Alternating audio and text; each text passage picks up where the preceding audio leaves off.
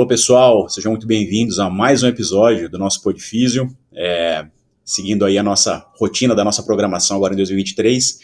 A gente vai falar sobre um tema que é de profundo interesse dos nossos alunos, dos colegas fisioterapeutas, até porque a gente vai discutir isso bastante hoje nesse bate-papo.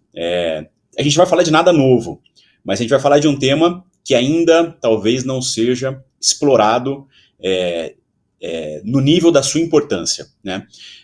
Uma área da fisioterapia que vem crescendo muito, principalmente, aí eu diria, ao longo dos últimos 20 e poucos anos, mas ainda tem um campo gigantesco de trabalho e uma necessidade enorme dos pacientes.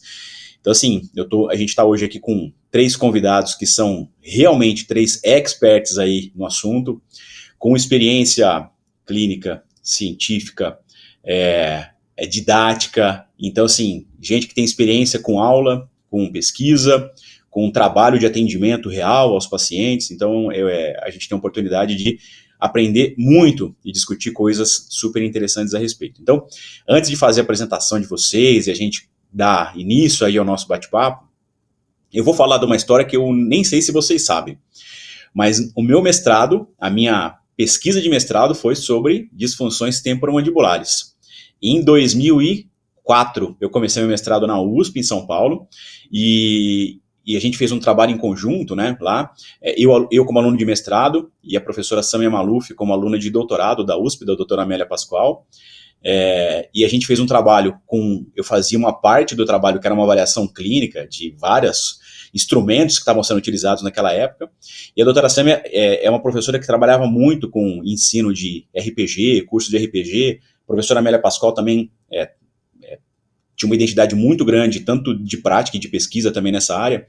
Então a gente fez um estudo controlado com pacientes que eram atendidos com alongamento segmentar e alongamento global através de posturas de RPG.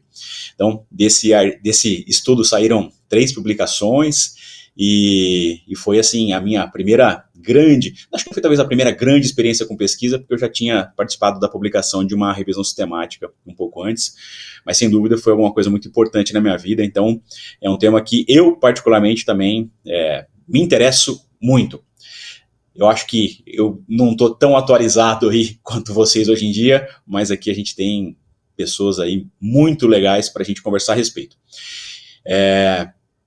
Eu vou dar início aqui ao nosso bate-papo, e para a gente ficar mais organizado, eu vou fazer assim, eu vou fazer uma pergunta, e aí, antes de responder a pergunta, eu queria que vocês já se apresentassem, falassem um pouquinho da experiência de vocês, com o que torna realmente vocês aí, o conhecimento que vocês têm do tema e do assunto, etc. E a partir daí, a gente vai começando a fazer o nosso bate-papo. Então, professora Silene, eu vou começar aqui com você falando um pouquinho, e eu já vou pedir para você se apresentar, e depois, na sequência, eu quero que você já comece a responder para mim uma primeira dúvida que muita gente tem. Como que a gente chama as disfunções temporomandibulares? A gente chama de disfunções temporomandibulares, disfunções craniomandibulares, síndrome da disfunção temporomandibular. Qual que é a nomenclatura hoje que a gente deve usar para chamar isso, e que a gente deveria investir assim com o nome mais apropriado para classificar isso da melhor forma? Muito obrigado pela sua participação aí, e fica à vontade aí para usar a palavra.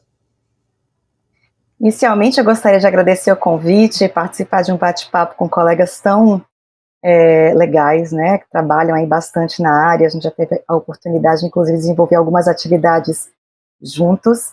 E agradecer pelo convite da escola, Ebrafim, que tem tido essas ações bastante promissoras em levar a informação de uma maneira tão ágil, tão bacana, mesmo que os podcasts, por exemplo, a gente consegue estar no engarrafamento do trânsito e estar lá aprendendo, né, e, enfim, obtendo conhecimento. Eu sou Silene Carla, sou fisioterapeuta aqui de Salvador, Bahia, formada há 25 anos, e desde então trabalho na área das disfunções temporomandibulares. De onde me surgiu essa vontade de trabalhar na área? Eu já tinha um encantamento pela área da ortopedia, da traumatologia, mas me chamava muito a atenção o estudo de um corpo sem cabeça na universidade. Nós não estudávamos as partes que hoje são tão importantes e que eu acho que acaba sendo reproduzido por todos os colegas que se encantam por essa área. Então, o que me moveu foi essa curiosidade. O que nós víamos à época era apenas, né, não pela importância, porque tem sim a sua importância, mas era o que nós víamos, eram as paralisias faciais.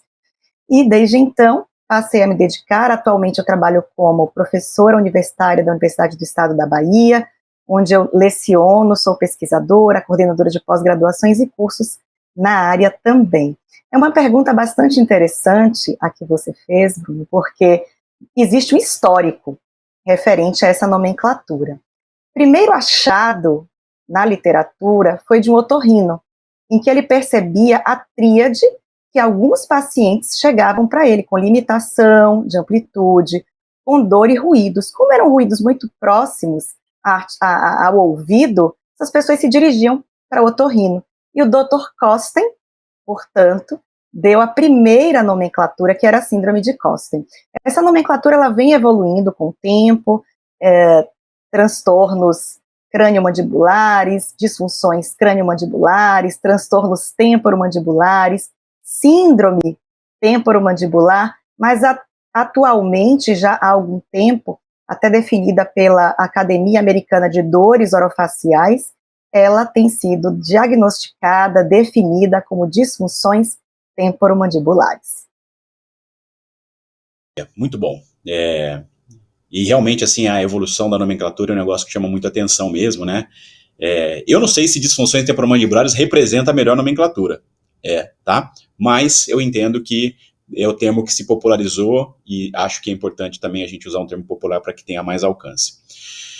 Ladies first, Sérgio. Então a gente vai passar a palavra para a professora Ana Flávia, que também, assim como eu, estudou disfunções temporomandibulares, né, no seu mestrado, tem uma experiência incrível também na área. Ana Flávia, muito obrigado aí pela sua presença, pela sua participação, e eu já vou pedir para você se apresentar e emendar na sequência também eu já vou emendar uma outra pergunta para você. Não é só fisioterapeuta que trabalha com disfunções temporomandibulares. A gente tem aí uma gama de profissionais que trabalham com isso.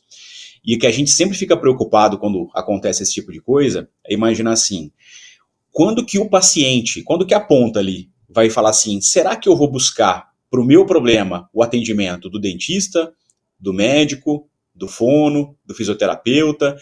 O que leva, o que pode ajudar o paciente a falar assim, eu vou buscar ajuda do fisioterapeuta em relação a esse problema, essa dor aqui, né, esse problema que eu estou sentindo. Flávia, muito obrigado pela presença aí, a palavra é sua.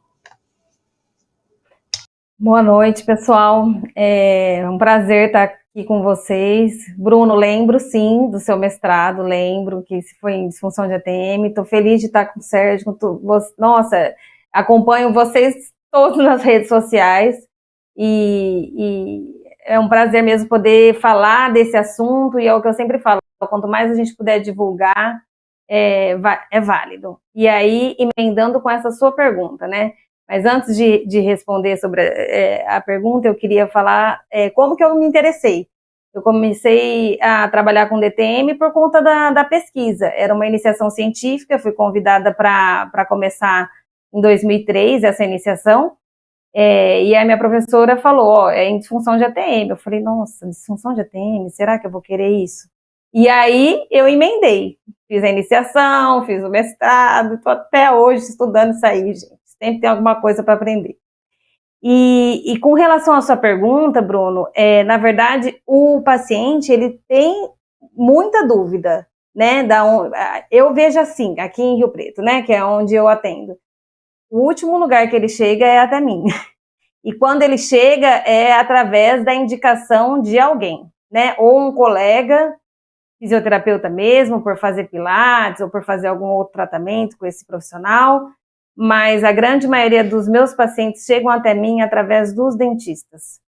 Daí eu acho a importância da gente divulgar o nosso trabalho e eles entenderem, sim, que em muitos casos a fono é importante, o tratamento fonoaudiológico é muito importante, mas a fisio tem muito a contribuir.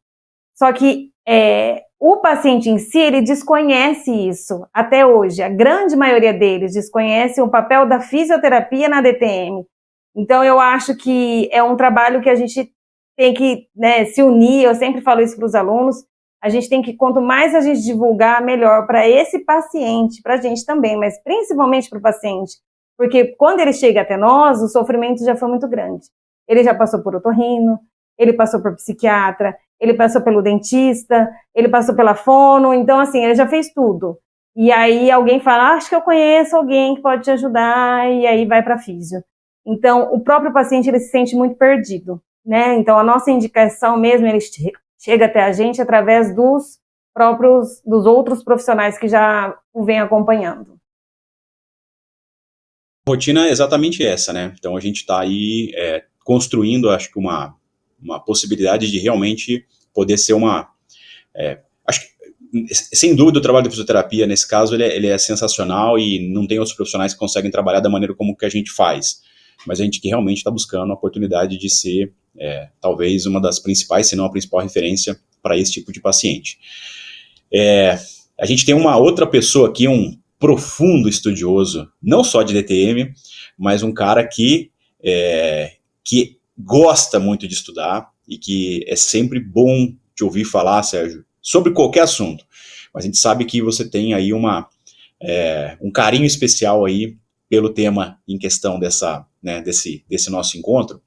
Eu vou pedir para você se apresentar e, na sequência, Sérgio, eu queria que você já me falasse sobre um aspecto que pouquíssimas vezes a gente vai encontrar outro colega profissional falar sobre isso.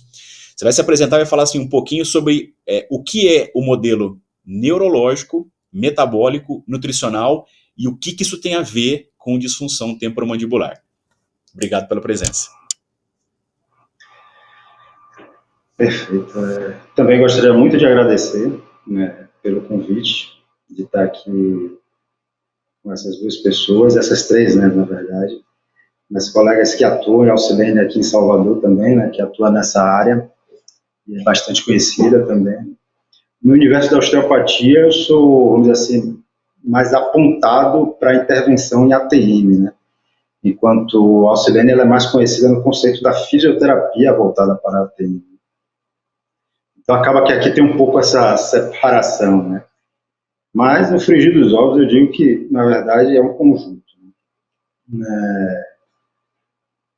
Eu vou abrir um parêntese, né? Pegando aquela questão da pergunta que você falou sobre a síndrome ou disfunção. Os consensos colocam como disfunção, né? Como o professor Alcilene citou. Mas, hoje em dia, pelo que eu venho lendo, né? E até nos estudos, eu acho que síndrome é o que mais, vamos dizer assim, envolve a articulação temporomandibular quando ela está em um quadro alterado. Eu acho que disfunção acaba sendo um termo aquém de todos os processos que estão hoje em dia sendo descobertos, que tem correlação. A questão de ter causalidade na disfunção, acho que são componentes mais a serem pesquisados ou discutidos. Mas essa correlação que é observado no modelo neurológico e nutricional metabólico que é proposto, né, como modelo de abordagem de raciocínio clínico da osteopatia, na Associação Internacional de Osteopatia, que trouxe isso de uma forma bem interessante. A definição entre neurológico e metabólico nutricional seriam as formas de raciocínio com que a gente interpreta os sinais e sintomas com que aquele paciente apresenta.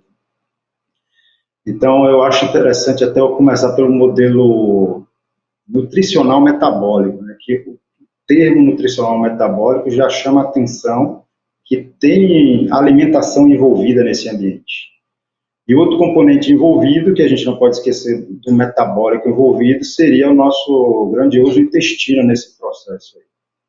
Já vem alguns estudos, né, que vem falando um pouco dessa relação da participação do intestino, principalmente as síndromes do intestino irritável, como um subgrupo relacionado à sensibilização central e a correlação que se tem com DTM, né, ou disfunção temporomandibular. Então, é algo que me chama muito a atenção, né, porque eu percebo uma negligência muito grande, de um modo geral, desse sistema digestório, né, e se a gente for fazer um apanhado lá embriológico, até na formação do estomodeu ou boca primitiva, o primeiro arco faríngeo, né, que é o mandibular, estava ali presente bem paralelo. Então, acabou que a gente, segregando nossa atuação, esqueceu de pequenas conexões que existem e são palpáveis, não tem como discutir. Então, de uma forma bem resumida, né, se eu tenho um intestino que contribui para um ambiente inflamatório sistêmico, isso vai agravar não só o quadro doloroso do paciente, vai interferir em neuroinflamação, e aí é sistema nervoso central, e se tiver qualquer alteração estrutural na própria articulação temporomandibular com ambiente inflamatório, isso pode se tornar exacerbado. E aí entra outro componente que vai mexer com esse eixo todo aí também, né? Vai interferir no sono, absorção de vitamina D e vitamina B12. Então, é um ciclo vicioso que, hoje em dia, na minha prática clínica, eu costumo olhar exames laboratoriais e trazer isso muito à tona para poder pegar, vamos dizer assim, eu também não gosto de usar a palavra causal, fator causal. Pegar, vamos dizer assim, possível fator preponderante que está contribuindo para aquela desarmonia ou disfunção. E já o neurológico é pensando não só nessa relação do primeiro arco faríngeo, mas em 2014, quando eu entrei, em 15, que eu entrei em contato com a influência da ATM com as cadeias musculares, por eu ter formação no método Busquet, me chamou a atenção essa conexão. E um curso que eu fiz em Belo Horizonte com Michel Cruzan, né? Que ele falou sobre a ortoposturodontia e escreveu alguns livros com o osteopata Bernard Kieff. Né? Então ele chama o trigêmeo de captor trigeminal, né? Devido à sua conexão com dura mater e a sua influência nesse gerador de padrão central que é responsável pelo sistema tônico postural. Então, são dois sistemas que, às vezes, quando a gente está palpando a ATM e encontra quadros dolorosos no sistema mastigatório, são duas áreas que eu diretamente já inicio uma anamnese detalhada para poder destrinchar. Mais ou menos Perfeito, isso. perfeito. Muito bom. Eu vou pegar o gancho aqui, professora Silene, já vou te passar também, então, mais um questionamento em cima disso tudo. Eu comecei falando de nomenclatura, e aí você já viu que apareceram aí, não sei se as palavras são críticas, né, mas aí extensões, eu acho, né. Eu, sinceramente, assim, eu concordo com o Sérgio a respeito da síndrome, né, realmente tem uma característica de síndrome, né, um conjunto de sinais e sintomas, e mais do que isso, eu acho que o temporomandibular, né, principalmente, né, dentro dessa nossa visão de osteopatia e etc., né, o crânio mandibular faz muito mais sentido, né, da complexidade do que a gente pensa no fator disfuncional do que só o temporomandibular. Mas eu entendo que é importante que a gente tenha um termo que seja mais popular, que seja mais acessível, que possa fazer as pessoas compreenderem melhor, etc. E também não é nem só isso que eu quero te passar agora a próxima pergunta aí. A gente sabe que os dentistas, né, têm um papel muito presente, né, no diagnóstico, nas indicações e no tratamento, e ao mesmo tempo eles têm um tipo de abordagem bastante limitada, em geral, a questão oclusal, né? E quando a gente fala de disfunções temporomandibulares, né, a palavra disfunção, ela já está dizendo para a gente que a gente jamais poderia olhar para esses pacientes e ficar limitado a uma avaliação única e exclusivamente oclusal, considerando, né, todas as manifestações, todos os sintomas que esses pacientes vão ter. Então, nesse sentido, assim, quais são os principais, aí, na tua opinião, os principais, o Sérgio já deu algumas observações dele, mas na tua opinião, quais são os principais sistemas aí que merecem uma investigação mais profunda, uma abordagem talvez aí mais importante para esse tipo de paciente?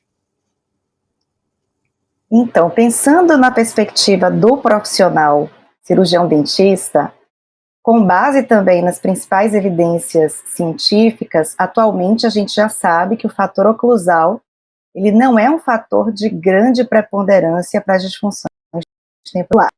Então, esse seria o primeiro, talvez, mito na atualidade, e felizmente as evidências têm se apresentado cada vez mais claras, e até para contextualizar isso que a gente está falando aqui de evidências, agora em 2022, não sei se vocês tiveram acesso, saiu um ranking. O Brasil é o país que mais publica na área das disfunções temporomandibulares. Então, a gente tem se aproximado cada vez mais, mesmo quem não é pesquisador, a gente sabe a pesquisa, para quem não faz a pesquisa, tem uma utilidade clínica. E isso é bastante importante. E esses profissionais, inclusive dentro da odontologia, já existe a ortopedia funcional dos maxilares, que também já é reconhecida como uma especialidade, e que tem esse olhar mais amplo para todos os captores, oculares, odais, né, auditivos, e isso tem nos favorecido bastante, porque eles deixaram de olhar só a cabeça, enquanto nós só olhávamos um corpo, e tanto nós que trabalhamos na área da disfunção temporomandibular ou das síndromes, concordo quando vocês trazem, né, essa discussão que é extremamente saudável, e a gente está aqui para trazer esse brainstorm também, né, isso é bacana, mas é muito mais fácil trabalhar com quem tem essa visão mais ampla, né, conhece, reconhece, aí hoje a gente vê os dentistas tendo aulas exclusivas com fisioterapeutas que vão só falar do esfenoide. Nunca pensaríamos nisso, talvez 5 anos atrás, né?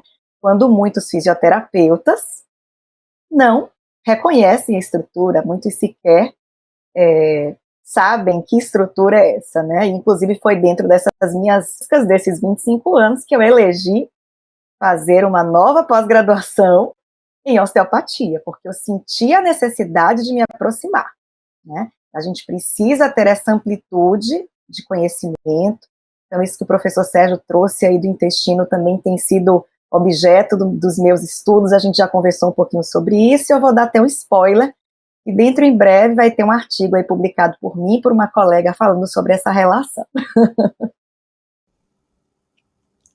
Muito bom, muito bom. Universo de possibilidades, né, que a gente vai abrindo nesse sentido. Aí eu vou pegar o teu gancho também e passar para Ana Flávia. Ana Flávia, você começou a estudar DTM muito antes de você fazer osteopatia. Então eu queria que você me falasse um pouco dessa experiência, aproveitando o gancho do que a professora Ocilene falou, né, dessas possibilidades que se abrem a partir do momento que a gente vai começando a entender melhor relações de outros sistemas coligados, né? O que mudou, Ana Flávia, assim, dentro da tua percepção como fisioterapeuta, a tua visão como fisioterapeuta que está trabalhando com uma DTM e posteriormente como uma osteopata trabalhando em DTM. O que você sentiu assim de diferencial importante nesse sentido? O meu mestrado, Bruno, ele foi em eletroterapia, né? A gente usou uma corrente de alta voltagem para ver se teria efeito analgésico ou não em pacientes com DTM, né? Só que eu tive uma vantagem, eu saí na frente, porque na graduação, durante os meus 3 últimos anos da graduação, eu fiz estágio numa clínica que o professor era osteopata. Então, eu já tinha essa visão um pouco mais do geral, né? E aí eu fui para eletro, mas acabando o mestrado eu já iniciei a osteopatia, porque eu percebi que né? Faltava alguma coisa. Não dava para eu ficar tratando a disfunção de ATM só na ATM, porque era isso que a gente fazia, né? Tanto que no meu mestrado a gente colocava o eletrodo em cima da ATM, e ponto. Não olhava mais, fazia eletroavaliação, eletromiografia, enfim, questionários e tal, mas o tratamento em si era em cima da ATM. E a gente via que em alguns casos funcionava, mas na grande maioria não era só aquilo que ia resolver. E como eu tive essa visão na graduação, eu já iniciei e senti essa necessidade de iniciar a osteopatia e depois ir para outras técnicas também, me aprofundar mais em técnicas cranianas e neuromeninges, enfim, nesse aspecto. Então, eu acho que é o que eu sempre falo, né? Não é uma técnica só que a gente usa para tratar aquele paciente, não é a ATM, né? Vamos escutar aquele paciente. Porque eu falo que a gente tem que matar uma charada. A gente está lá de frente para o paciente, escutando ele, que eu falo que a gente é o profissional que mais escuta, porque no dentista ele fala um pouco, mas depois não dá para conversar direito, né? No médico já é uma coisa mais rápida. Agora a gente tem esse tempo. Então vamos entender como que funciona aquele paciente. A queixa dele comigo, normalmente, é essa dor na ATM, sim, musculatura mastigatória, a cefaleia, ou até mesmo a cervicalgia, mas na verdade tem muita coisa por trás, né? Então, é uma avaliação dos sistemas e do paciente como um todo. Então, a osteopatia veio complementar o que eu comecei, né, a DTM com a eletro, utilizo, sim, muito equipamentos hoje na clínica também, nunca deixei de utilizar, mas é uma visão muito mais sistêmica. Muito bom. Acho que a palavra sistêmica aí é a palavra que, para mim, representa muito bem também esse universo. Eu gosto da palavra sistêmica quando a gente vai fazer uma avaliação pensando numa visão osteopática. E aí, Sérgio, nessa mesma linha também, hoje, não só para as disfunções interpromandibulares, mas para uma série de questões aí, né, a gente sabe que existem diretrizes, né, que são colocadas como diretrizes internacionais, né, que deveriam, que os profissionais de saúde, né, cada área de atuação deveria seguir mais ou menos, né, por os cuidados dos pacientes e tal. E também existem diretrizes internacionais de tratamento, terapêuticas, ligadas ao paciente com DTM. Eu sei que você já falou um pouquinho sobre isso, mas eu queria que você falasse assim, o que não tem hoje nas diretrizes internacionais e que você acredita que, dentro da sua experiência, né, dentro das coisas que você vê no consultório, talvez que não sejam coisas decisivas, mas coisas que deveriam ter um pouquinho mais de atenção, assim, dentro do cotidiano, do dia a dia.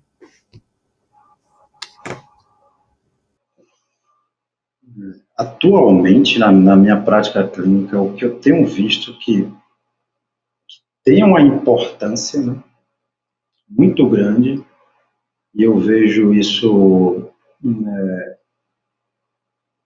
começando a ser valorizado agora, mas com uma outra ótica primeiro, que é quando eu faço a avaliação desse paciente e eu vejo que existe uma importância muito grande no nervo vago. Então, essa estimulação do nervo vago, seja ela manual, através do forame jugular, com técnicas osteopáticas, ou até a estimulação do ramo auricular do vago, tem uns estudos bem interessantes sendo publicados pela via anti-inflamatória, né?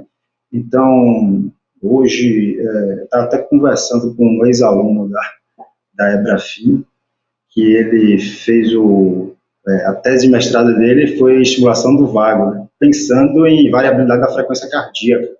Mas só que tem outra linha de foco no vago, que é esse mecanismo de estimulação dos ramos aferentes vagais voltados para o baço, né, o esplênico, com a secreção de acetilcolina relacionada ao macrófago, inibindo o TNF-alfa. Então, eu acho isso tem um potencial tão grande, né, nesses pacientes de dor orofacial ou dor crônica, porque esses fatores inflamatórios, em um dado momento, eles existiram. E o ambiente inflamatório, nem sempre ele é limitado a esses marcadores, mas sim a um estilo de vida, a dietoterapia, e aí entra questões epigenéticas e genéticas envolvidas. Então, eu vejo a importância do vago, tanto da estimulação do forame jugular, com técnicas de osteopatia, que a gente aprende, né, como em seguida fazer essa estimulação elétrica do ramo auricular do vago. Então, é isso que eu venho abordando de uma forma bem consistente. Ótimo, a priori, excelente. Eu acho. É isso aí. Você sabe que, se a gente pegar numa visão talvez um pouquinho mais clássica assim, de osteopatia, realmente o cuidado com o nervo vago é algo que sempre chamou muita atenção dos osteopatas, claro, pela sua infinidade de conexões e correlações. E aí você já falou também sobre isso, mas a gente tem talvez dois outros nervos muito importantes que vão se relacionar com tudo isso que a gente está falando e que cada vez mais a gente vê isso sendo descrito, batendo em cima nos congressos de osteopatia, nos congressos de face, que são o nervo frênico e o nervo trigêmeo, tá? Então são dois outros aí que são que a gente deve olhar talvez com o mesmo carinho que a gente olhe para o vago e começar a entender talvez um pouco melhor toda essa complexidade de correlações que são feitas a partir disso. Legal, muito bom. E você sabe que, assim, ó, olha, Silene, o Sérgio está falando do vago, está falando das questões metabólicas, que é esse objeto de estudo também. Então a gente está falando assim, a gente está falando de um tipo de conjunto de sinais e sintomas que tem aí uma enormidade, assim, de possibilidades de fatores desencadeantes e etc, etc. Só que a gente também sabe, assim, a prevalência, né, de DTM, ela é alta na população em geral. Não sei se a gente pode chamar isso hoje de um problema de saúde pública, mas sem dúvida isso tem um impacto super importante, né, na vida das pessoas, na saúde pública, etc. Mas considerando, e eu penso muito assim, ó, toda vez que a gente tem algo que tem um impacto importante na vida das pessoas e no modelo de saúde pública, isso mereceria uma ação mais forte, né, do governo, né, de quem realmente financia a saúde em um país e tal, principalmente pensando em caráter preventivo. E aí fica difícil quando a gente vai falar com DTM, quando a gente vai falar de caráter preventivo. Eu queria que você falasse um pouquinho disso. Por que é tão difícil a gente pensar num modelo preventivo para disfunção, para paciente com disfunção temporomandibular? E você tocou no meu viés, né? Porque eu sou epidemiologista com formação pelo Instituto de Saúde Pública aqui da UFBA. A gente sabe a importância da prevenção e promoção à saúde e agravos. Entretanto, acho que esse modelo biologicista nos interfere muito em pensar nesse modelo de prevenção, um modelo mais adequado de promoção à saúde. Hoje, todos os profissionais de saúde que se inserem no contexto de saúde de fato, que pensam aí no panorama dor, que na verdade é o que mais leva o indivíduo com DTM para o consultório. Todos os estudos que a gente busca, tanto de âmbito nacional quanto de âmbito internacional, ele busca o serviço por conta da dor. Alguns pela limitação, um grupo menor por conta dos ruídos, mas é a dor que acaba impactando na sua função. E a gente hoje, quando fala de dor, principalmente, né, considerando aí tudo que o professor Sérgio já trouxe, não dá para pensar apenas na anatomia, que foi o que a professora Ana Flávia também trouxe, a gente tem que pensar nesse indivíduo de forma sistêmica. Então, hoje se fala muito na medicina, no conceito baseado da saúde, né, no estilo de vida. É preciso investigar, é preciso criar um modelo que seja amplo, pensando nessa perspectiva. Em relação às DTMs, uma coisa que é bem interessante é que ela é uma condição cíclica. Ela tem até alguns níveis de limitação funcional, mas elas não geram incapacidade, pensando na estrutura em função da sua condição anatômica. E pensando nesse contexto cíclico, a gente vê de forma muito clara, e a pandemia trouxe essas evidências também, né, nos consultórios inclusive, como aumentou o número de pessoas com queixas de disfunção temporomandibular, com sintomas de disfunção temporomandibular, especialmente por dor. E a gente vê aflorar essa questão do biopsicossocial de uma maneira bem, né, preponderante, especificamente as psíquicas e as sociais, que a gente fala em psíquico-social, mas a gente vê que não se trabalha muito o social, se trabalha muito as questões psíquicas, né, mesmo em quem fala no modelo. Então eu penso que nós não temos, de fato, um modelo.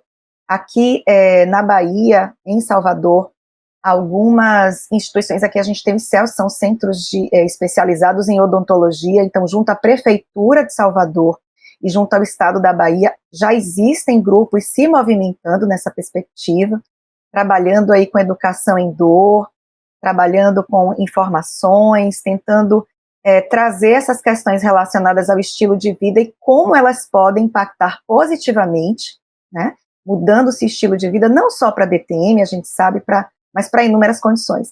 Mas considerando que a grande preocupação e o que leva esse indivíduo para os consultórios é o contexto dor, e essa ciclicidade faz com que ela se torne crônica, porque às vezes está bem, às vezes não está, e aí se passa 1 ano, 2 anos, 3 anos, é uma condição que cronifica. Então a gente não tem, de fato, um modelo pensado, elaborado, já existem algumas tentativas. O livro mesmo, um livro do Fricton, que eu gosto muito, que ele fala sobre isso, ele tem um capítulo todo dedicado, um livro que tem mais de, 10 anos, e já se pensava, mas a gente não tem isso na prática, né? A gente não tem isso na prática. É um ponto importante a se pensar e a executar. Parabéns.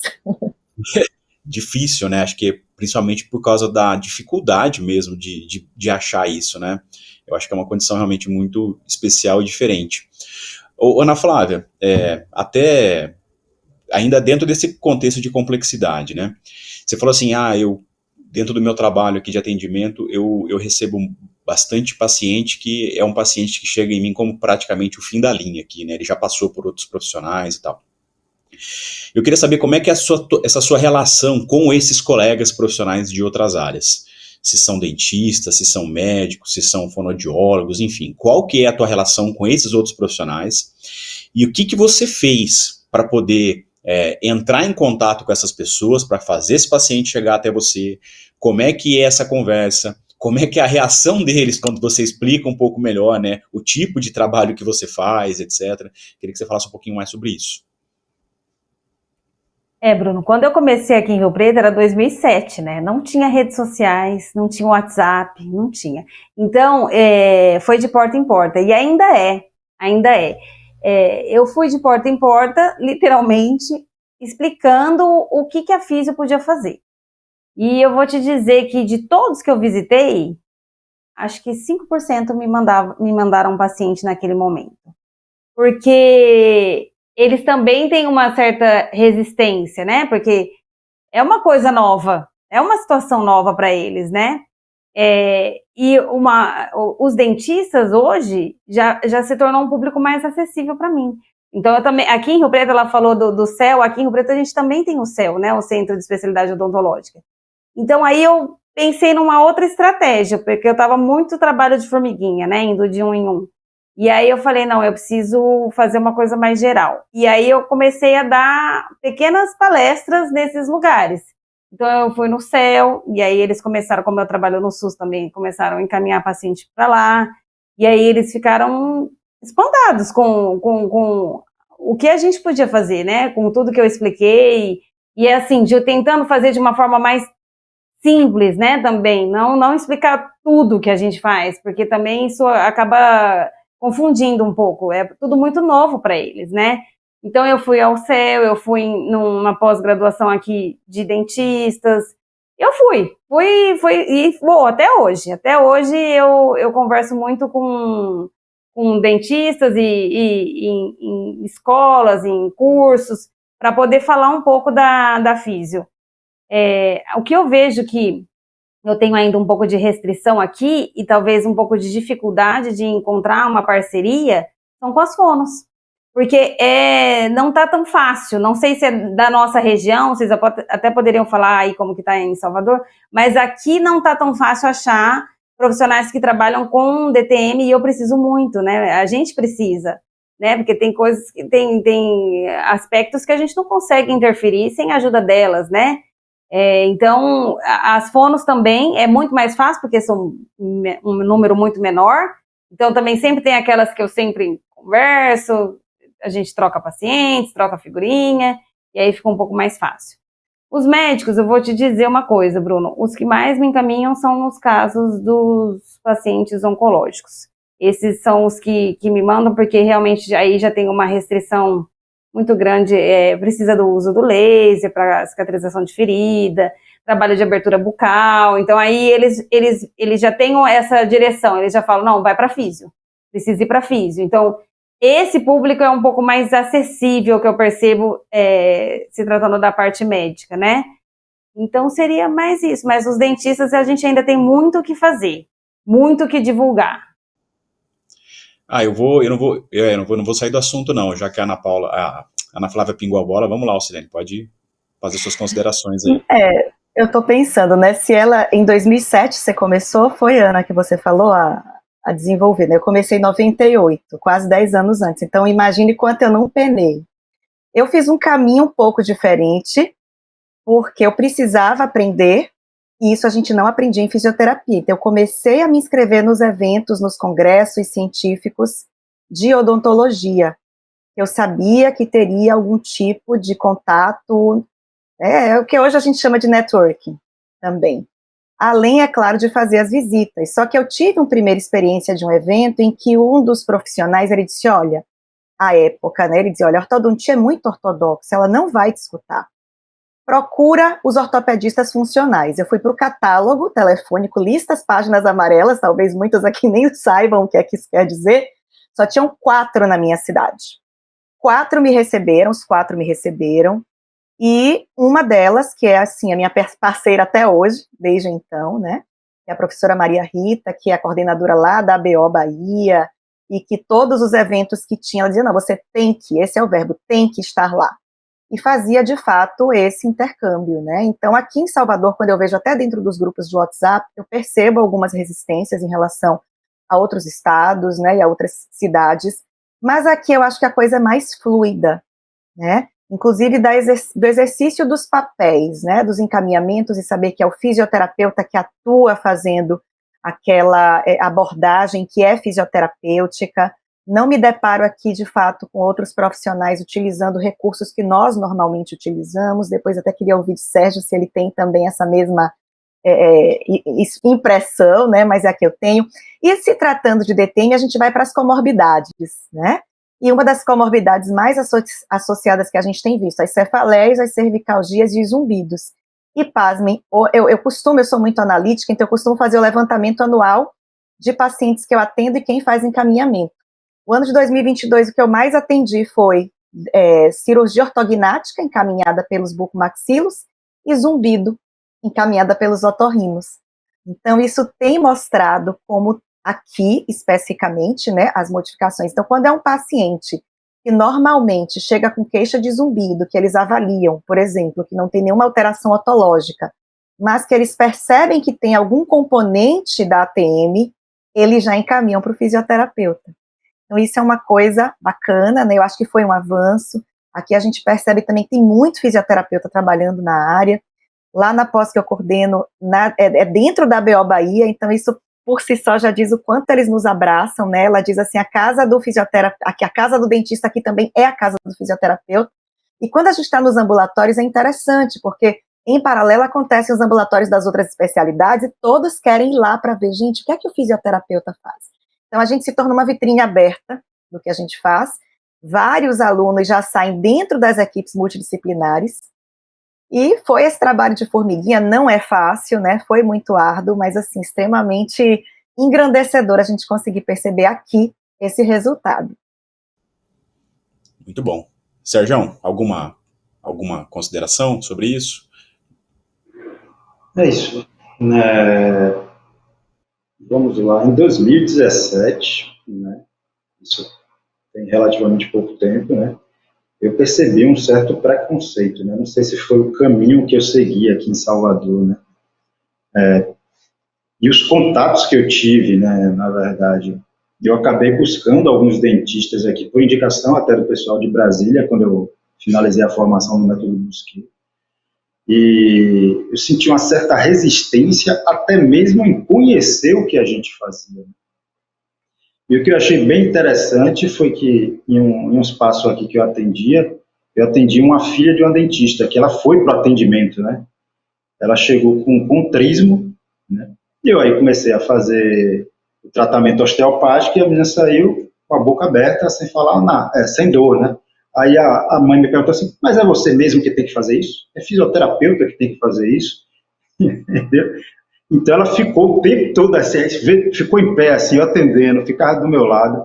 Então eu acho que foi o caminho que eu trilhei, viu, Alcilene, que eu encontrei algumas resistências, né?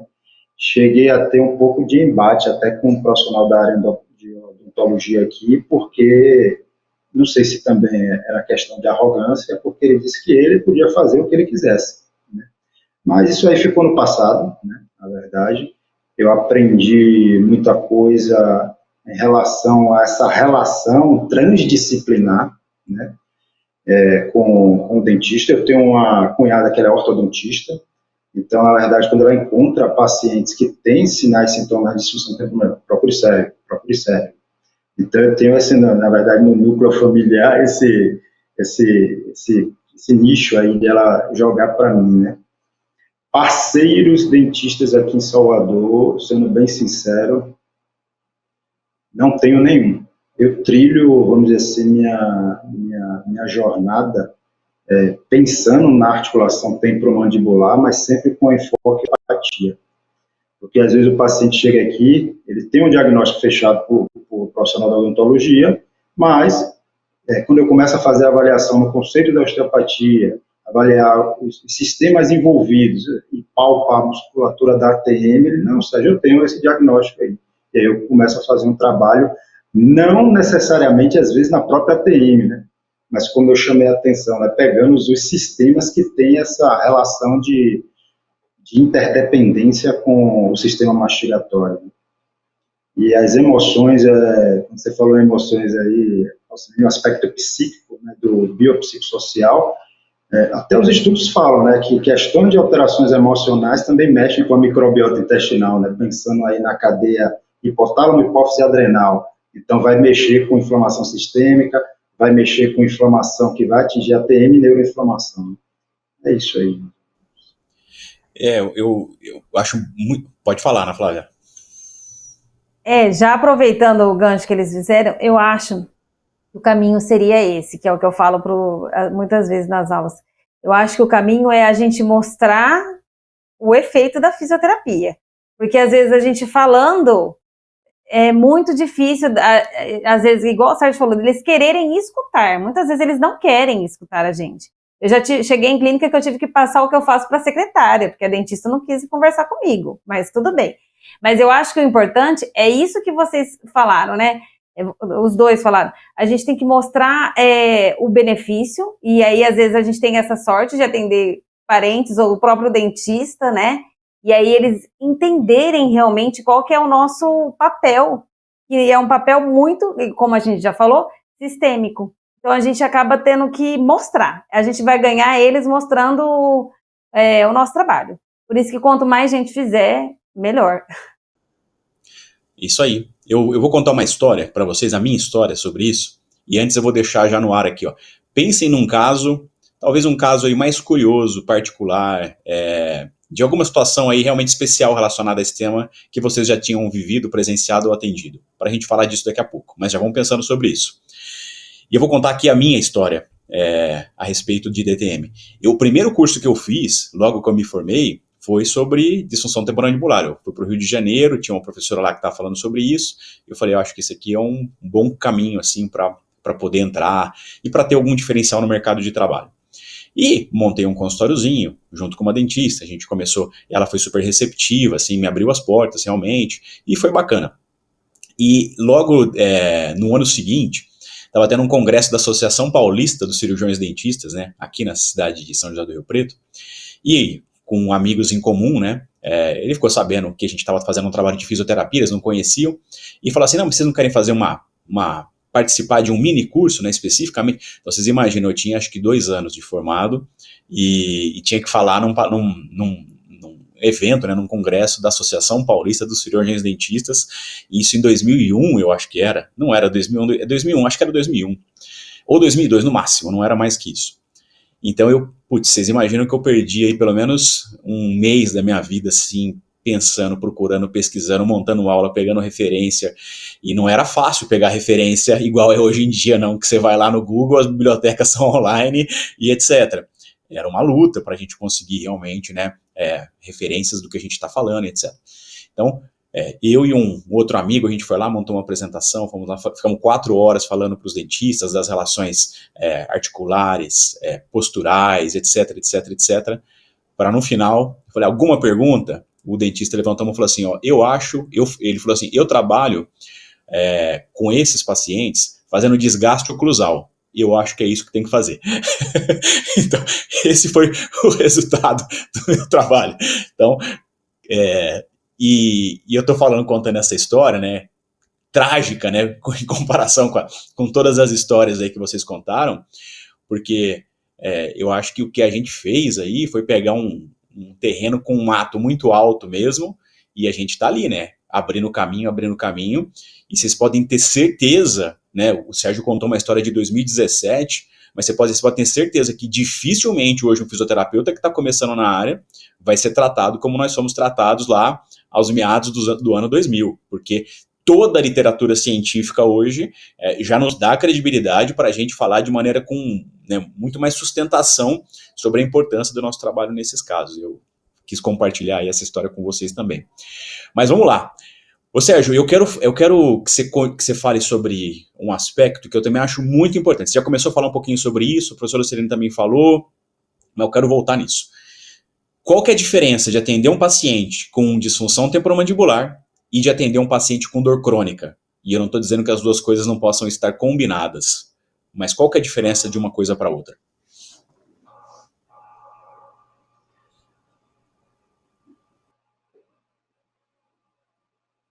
Pensando, vamos lá, no conceito que eu vejo a osteopatia, né, o paciente com dor crônica, dependendo da situação que ele se encontra naquele momento atual no meu consultório, eu vejo a introdução dos exercícios gerais tendo um impacto bem interessante. Já pensando naquele paciente que tem dor crônica ou dor orofacial crônica, né, relacionado com disfunção temporomandibular, existe um questionamento bem interessante que até o próprio paciente faz. Poxa, mas eu vou fazer caminhada, isso vai mexer com minha ATM? E aí a gente tem que explicar sistemicamente a modulação descendente da dor, né? Que às vezes eu fico batendo cabeça, porque às vezes eu sou meio prolixo, né? Sobre como é que eu explico esse negócio. Você vai liberar as endorfinas quando está fazendo uma caminhada, e isso vai agir no seu sistema corporal como um todo, né? Então, eu não vejo, vamos dizer assim, diferença, vamos dizer assim, gerais. Mas, se eu for separar o paciente de disfunção temporomandibular com dor crônica, o foco nos diafragmas aumenta para mim. Pensando no conceito da osteopatia, os 5 diafragmas, né? Indo para uma linha de pensamento, e principalmente o diafragma respiratório. Aí entra a questão do frênico que você citou. Porque se eu mexo no diafragma, interfere na cervical, e a cervical tem interdependência já comprovada com a TM. E às vezes a liberdade de movimento é bem interessante. Se você melhora ciclo respiratório e circulatório, o volume sanguíneo no corpo vai funcionar como um sistema de bomba talvez mais fluente, e isso também vai liberar substâncias anti-inflamatórias. Então, são as áreas de abordagem com determinadas técnicas da osteopatia. Não sei se eu consegui responder bem a pergunta que você fez, que é uma linha bem tênue, né, pelo que eu percebo, né, na minha prática clínica. Perfeito. E a professora, você levantou a mão, Ana Flávia? Não, né? Tá. Então, professora Silene, se quiser complementar, que eu sei que você gosta muito dessa área também, do modelo biopsicossocial e tal, se quiser complementar, pode falar um pouquinho da tua impressão nesse caso, e em seguida eu queria que você já comentasse sobre aquele caso em particular, uma história, uma situação vivida que realmente foi curiosa, chamou tua atenção. Eu acho que o professor Sérgio foi bem feliz aí na forma como ele disse, eu sou prolixo, mas eu digo para ele, nele conta uma história, isso, a gente tem que se aproximar, isso a gente sabe, do perfil do paciente. Então, existem pacientes, por exemplo, que vão para mim por indicação, existem pacientes que vão para mim porque viram no Instagram, existem pacientes que vão para mim porque me viram no Lattes. Então, por aí a gente já tem ideia da linguagem, né, e do que é que esse paciente cria de expectativa. E eu concordo. Talvez o fato de se tratar de uma limitação, de algo que as pessoas gostam muito, que é comer, quem não gosta, né, de comer? Então, acho que essa relação da comunicação e da alimentação. Então, eles quando dizem assim, nossa, eu amo comer hambúrguer grande, não posso mais, né, comer dessa forma, ou então eu gosto muito de me comunicar, eu não consigo mais porque eu tenho fadiga no final do dia, eu gosto de sair com as amigas, dar risada. Eu acho que esse talvez seja um dos maiores desafios quando a gente compara com um paciente que tem dor crônica em uma outra região, porque a gente está trabalhando com limitações funcionais, mas que também denotam comunicação e o prazer, né? Que tem a ver com, em maior ou menores proporções, o alimento nos traduz isso. E uma história curiosa, de bastante tempo também, uma paciente, ela veio para mim, encaminhada por uma cirurgiã dentista, especialista na área, mas ela que descobriu o que ela tinha. Ela já havia passado por inúmeros profissionais, eu estou falando coisas de mais de 20 anos, né? Ela disse que estava no salão de beleza, olhando uma revista à época, e tinha uma parte de saúde dentro dessa revista, normalmente ficava na terceira, quarta página, e ela começou a perceber pela descrição de sinais e sintomas. Ela disse assim, não, dor, eu tenho essa dor aqui nessa articulação musculomastigatória, não estou conseguindo abrir a boca, de vez em quando eu tenho dores de cabeça, para que eu tenho que procurar? Então, pensando, né, que ela havia passado por tantos profissionais, e, na verdade, ela se encontrou, teve essa prévia de diagnóstico em uma revista de fofocas, né, como a gente costumava dizer antigamente, revista que não era uma revista científica, era uma revista que ela encontrava no salão e a gente folheava. E assim que ela conseguiu, porque nessa revista também havia encaminhamentos de que profissionais buscar, o que é que ela tinha, e foi assim que ela se encontrou. Então, assim, eu achei um fato bem curioso, porque com tantos especialistas que ela havia passado, e ela, na verdade, se encontrou, identificou o que ela tinha em uma revista do salão de beleza. Isso é muito legal, né? Naquela época que a imprensa buscava ajudar as pessoas e não contar quantas pessoas tinham morrido em determinada situação. Bons tempos, né? Que dificilmente voltarão aí tão cedo. Ana Flávia, e a sua história? A minha história é o seguinte, quando a gente acabou de falar sobre a divulgação, né? E aí eu divulguei o trabalho da físio e aí começou a aparecer muitos pacientes do SUS, né? E uma das pacientes que chegou para mim, da unidade de fisioterapia, ela veio encaminhada por um dentista colega, e eu percebia, na época a gente não usava máscara, isso já faz uns 5 anos, eu percebia que ela falava de uma forma muito diferente, ela tinha uma abertura bucal diferente, os dentes protusos, tanto os da arcada superior como da arcada inferior, e eu tentando matar a charada, avaliando e tentando entender e tal. E aí, num determinado momento, eu falei, bom, vamos sentar na maca que eu vou fazer o exame físico para eu entender um pouco mais do seu caso. Ela falou, então, mas tem um detalhe que eu esqueci de te contar. Falei, então vamos prestar atenção nesse detalhe que vai ser importante.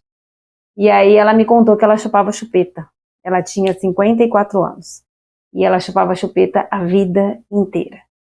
E aí, o que eu quero dizer com essa história, né? Foi uma história que me impactou, porque assim, eu vi que eu era nada, né? Para tratar aquela paciente naquele momento. E ela já tinha me passado, falou que passava por psicólogo, já tinha feito tratamento com psiquiatra, foi ao dentista e ele mandou para mim. Então, são as duas vertentes, né? A gente tem tanto aquele pessoal que não quer mandar, né? Não tem essa resistência em mandar, e às vezes quando manda também casos, né? Que a gente fica pensando, eu sou tão pequena perto disso, né? E, enfim, foi uma história que me marcou muito. E aí a gente percebe a nossa limitação também, né? Até onde a gente consegue ir. Perfeito, muito bom. Nossa, realmente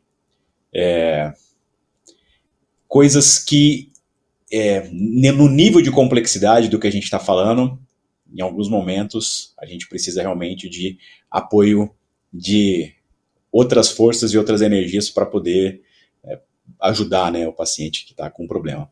Sérgio, alguma história para contar aí da tua experiência? Isso eu estava até aqui buscando na memória, né?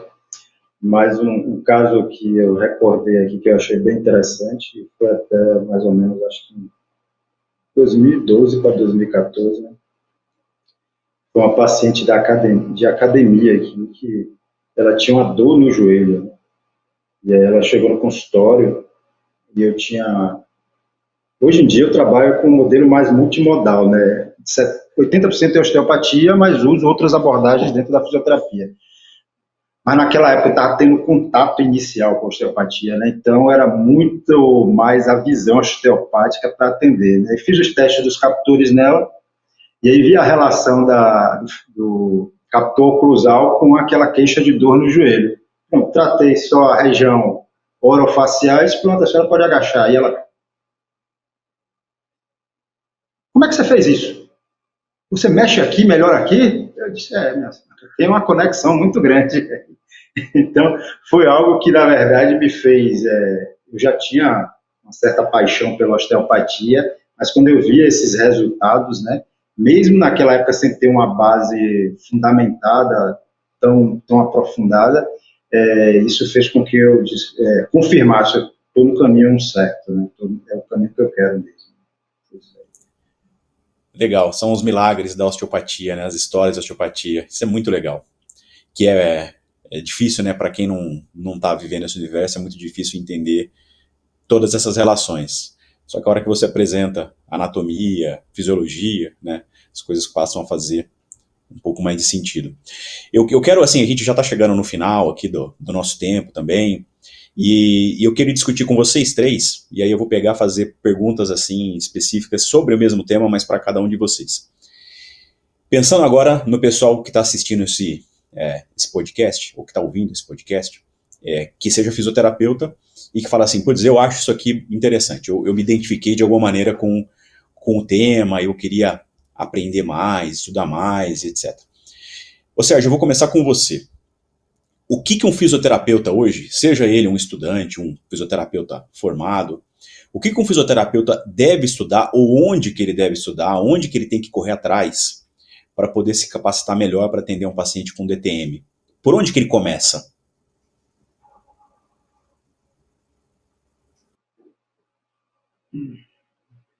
Pode ser dois caminhos. Uma coisa que eu sinto um impacto muito grande ainda hoje, que eu fico me questionando porque isso é o nível de conhecimento aprofundado que o profissional é jogado no mercado, né? Quando ele acaba de sair da graduação, o que eu acho muito pouco, né? Então, eu diria que focar em anatomia mesmo, para a clínica, anatomia e fisiologia, e pelo menos de 3 a 4 vezes na semana, chegar no PubMed e buscar uma revisão sistemática com meta-análise, né? Ou ensaios clínicos que vão nortear o atendimento dele. São os pilares que normalmente eu uso, né? E aí, dando sequência, então, professor Oceliane, eu sei que vocês aí têm os cursos também, né, onde vocês basicamente aí agregam aí, reúnem as informações mais importantes, né, para ajudar e dar esse norte, essa orientação, etc. E aí eu já vou fazer uma pergunta para sair um pouco da tua zona de conforto. Dá para fazer isso de maneira 100% online? Um curso de formação em DTM 100% online? Pensando que esse curso de formação, ele não será um curso em que esse aluno ele vai entender a coisa termina ali, sim. Eu já tive essa experiência, inclusive, né, de fornecer cursos online nessa perspectiva. Mas lembrar que nem esse curso, nem nenhum curso, ele vai dar subsídio suficiente se não fizer, se pular a etapa que o professor Sérgio falou. Tem que se aprofundar em anatomia, tem que atualizar e tem que pôr a mão na massa. Tem que pôr a mão na massa.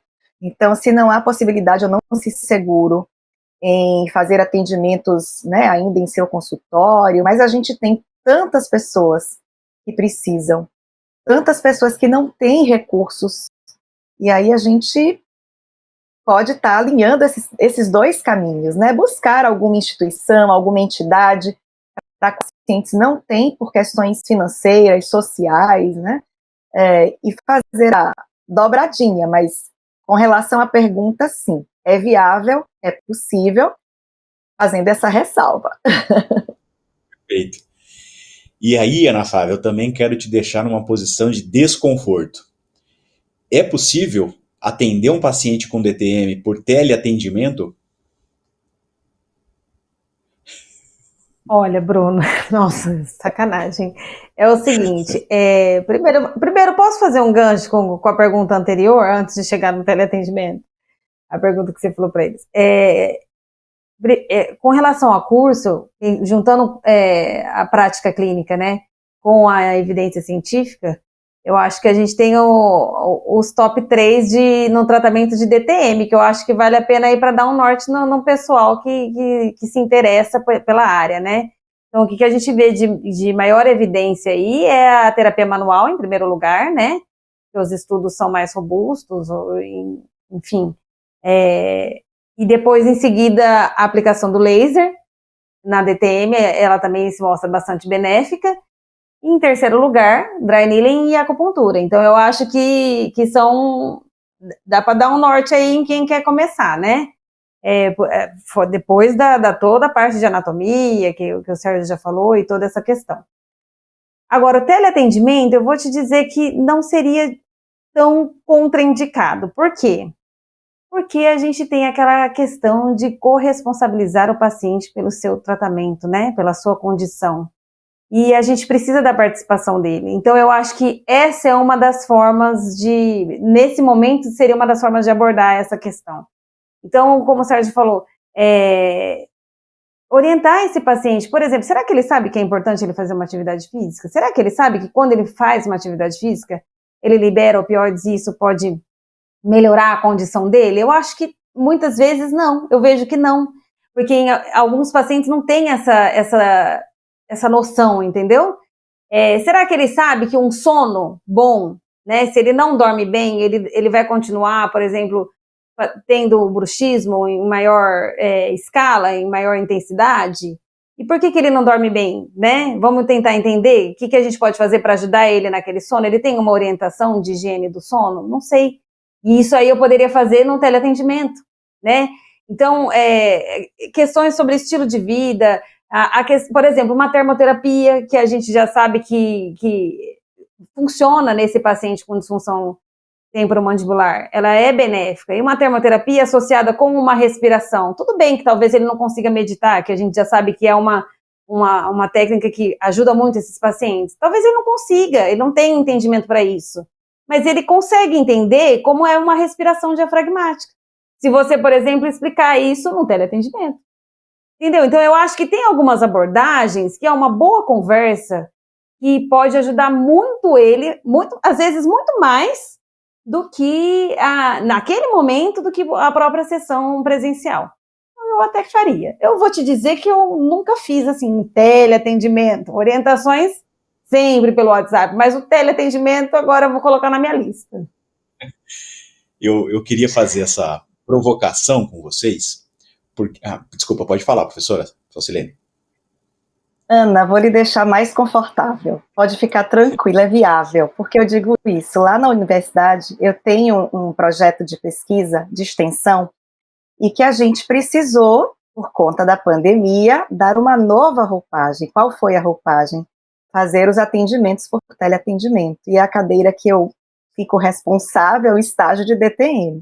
A gente já tem 2 anos, com resultados excelentes, com altas de paciente, trabalhos que foram encaminhados com os resultados, congressos inclusive. Então, a gente tanto tem experiência prática, quanto tem a evidência. Seja bem-vinda. Sensacional, sensacional. E assim, eu queria realmente fazer essa provocação com vocês, porque eu vou reforçar uma coisa que eu falei lá no começo. Hoje a gente tem aqui, discutindo DTM, 3 pessoas que para mim são 3 grandes referências no assunto. Só que esse país é gigantesco. E não é fácil ter um professor Sérgio, uma professora Auxiliana, uma professora Ana Flávia em cada região desse Brasil. Nem indo poder ajudar e ensinar alguma coisa, e nem indo lá poder fazer uma consulta, avaliar e tratar um paciente. Então eu acho assim, se tem uma coisa que essa pandemia ela fez evoluir de maneira muito rápida, né? Talvez rápida até demais, mas enfim, essa cultura do digital, né, de como que a gente pode chegar em mais lugares através do digital, enfim, eu acho que até esse tipo de trabalho que a gente está fazendo aqui hoje, ele faz um pouco de parte dessa nova cultura que foi criada, né, de outras formas de acesso à informação, da gente não ser mais escravo só da imprensa convencional, e a gente criar também outros veículos que possam levar a informação a cada vez mais pessoas. Então, aproveitando isso, eu queria que vocês pudessem passar as informações para quem está assistindo, né, esse episódio e tal, de como que as suas considerações finais, suas mensagens finais, né, para todo mundo que está ouvindo, e depois também como que essas pessoas vão poder achar vocês para que elas possam, quem sabe, né, pedir informações sobre um curso, sobre uma teleconsulta, ou qualquer coisa que as pessoas acharem viável. Então, vamos começar de novo pela mesma ordem. Professora Silene, suas considerações finais e os seus contatos, enfim, como é que as pessoas podem te localizar. Dizer que é uma área que não só eu sou apaixonada, mas todos que estão aqui na sala, até o professor Bruno trouxe aí essa novidade, né, que ele começou, pôs o pé dele lá também. Essa é uma área de ampla atuação, tanto pensando nos aspectos tradicionais da fisioterapia tradicional, como da osteopatia, dos conceitos, né, que estão correlacionados a ela. A gente hoje, inclusive, chamava de DTM, hoje é cabeça e pescoço. E o corpo inteiro, né, depois de toda essa discussão que a gente teve aqui. Também ampliar o olhar, ampliar os horizontes, se capacitar, e todos nós estamos aqui à disposição para isso. Meu contato, eu vou deixar o meu contato de rede social, que é o Instagram, doutora Alcilene Carla, né, DRA, Alcilene com Y, Carla, lá fica bem fácil de me encontrar, e tem também meu telefone, 71991686883. Muito obrigado. Obrigado pela participação aí, obrigado pelas suas contribuições. Professora Ana Flávia, suas considerações finais e como que as pessoas podem te encontrar. Bom, eu acho que disfunção de ATM para nós, fisioterapeutas, é um caminho sem volta. Eu espero que realmente quem se interesse tenha esse amor que a gente tem, né? Porque eu acho que a gente acaba falando com muito amor e muita dedicação, porque é um trabalho muito bacana de ser feito. É muito importante a gente estar se atualizando sempre, né? Porque as coisas, por ser uma área relativamente nova na fisioterapia, tudo muda muito rápido. Então a gente tem que estar sempre em constante aprendizado e pesquisa, buscando artigos e papers, enfim. E quem quiser dicas de cursos, enfim, como seguir nessa área, pode me seguir lá no Instagram, AnaFlaNaoum, que é Naoum, de Maria no final, e manda um direct aí que a gente vai conversando. Muito obrigado. Sérgio, como é que a gente faz para te encontrar? Porque está cada vez mais difícil te encontrar, né? E suas considerações finais. O perfil de novo no Instagram, né? Que eu tava foragido do Instagram. Que meu Instagram foi hackeado e eu acabei não voltando, mas voltei esse final de semana. A área da articulação temporomandibular, até nas aulas eu falo para os alunos, né? Que é uma área muito atraente. Não sei se é porque na minha época da graduação, e até como o professor Alcilene falou, cabeça e pescoço não existiu, né?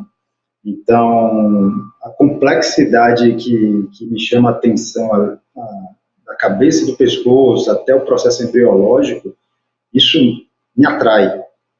E na prática clínica, o fisioterapeuta atuando tem resultados muito, muito importantes e interessantes para a gama de pacientes que não estão encontrando tratamento adequado. Porque hoje em dia eu digo que o tratamento de primeira linha e primeiro contato é mais adequado, pensando em síndrome ou disfunção cérvico-crânio-mandibular ou temporomandibular, é a fisioterapia com uma visão sistêmica. Depois que vem outras abordagens pensando em ortodontia e placa. Então, pelo que eu venho lendo, nós estamos aí na linha de frente, né? Mas só que a gente tem que ver esse trabalho não só como fisioterapeuta, mas com uma coisa muito mais séria, que nós somos os profissionais de saúde tão competentes quanto outros profissionais, e buscar essa autovalorização, né, que eu acho que ela é muito importante. Meu contato é @Sérgio Bispo Fisioterapia, né, do Instagram, e o celular é 71991367929. Maravilha. Pessoal, muito obrigado aí pelo tempo de vocês, pela oportunidade, né, da gente bater esse papo. Muito obrigado a todo mundo que está assistindo. Então, meu último pedido aqui, né, principalmente para o pessoal que está assistindo, façam seus comentários, façam suas críticas, deixem aqui as mensagens que vocês acharem as mais importantes, recomendem que os colegas também possam assistir um pouco desse conteúdo que a gente está produzindo. A gente tem episódios anteriores, então a gente está aqui com esse conteúdo presente em todas as plataformas de podcast, então as plataformas de áudio, de vídeo. Então deixem seus comentários e, por favor, recomendem aí para os seus colegas. Galera, muito obrigado, uma ótima noite para vocês aí e até a próxima. Valeu!